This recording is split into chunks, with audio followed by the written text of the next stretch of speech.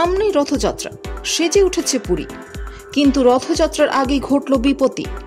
জগন্নাথ দেবের চন্দন যাত্রায় ভয়াবহ দুর্ঘটনা, বাজি ফেটে ঝলসে গেলেন বহু ভক্ত। বুধবার রাতে ওড়িশার পুরীতে চন্দন যাত্রা উপলক্ষে জড়ো হয়েছিলেন হাজার হাজার ভক্ত। তখনই ঘটে এই দুর্ঘটনাটি। শেষ পাওয়া খবর অনুযায়ী 20 জনেরও বেশি গুরুতর জখম অবস্থায় হাসপাতালে চিকিৎসাধীন। প্রাথমিক তদন্তে জানা গিয়েছে আতশবাজি থেকে আগুন লেগেছিল। ঘটনার পরই আতঙ্ক ছড়ায় এলাকায়। পরিস্থিতি সামাল দিতে দ্রুত পদক্ষেপ গ্রহণ করে প্রশাসন। অ্যাম্বুলেন্সে করে জখমদের নিয়ে যাওয়া হয় হাসপাতালে, শুরু হয় চিকিৎসা।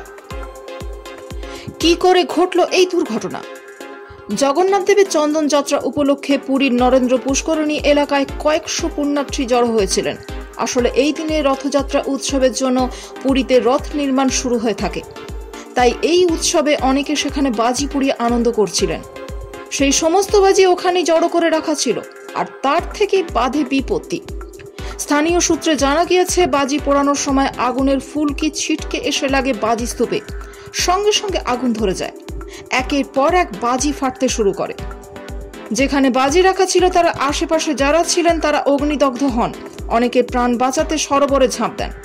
জানা গিয়েছে, হঠাৎ এই দুর্ঘটনায় অন্তত 20 জন জখম হয়েছেন। সকলেই জেলার সদর হাসপাতালে ভর্তি। তাদের মধ্যে কয়েকজনের অবস্থা আশঙ্কাজনক বলে জানিয়েছেন চিকিৎসকেরা। এই ঘটনায় শোক প্রকাশ করেছেন মুখ্যমন্ত্রী নবীন পট্টনায়ক। তার এক্স হ্যান্ডেলে তিনি আহত ব্যক্তিদের দ্রুত চিকিৎসার জন্য স্থানীয় প্রশাসনকে নির্দেশ দিয়েছেন।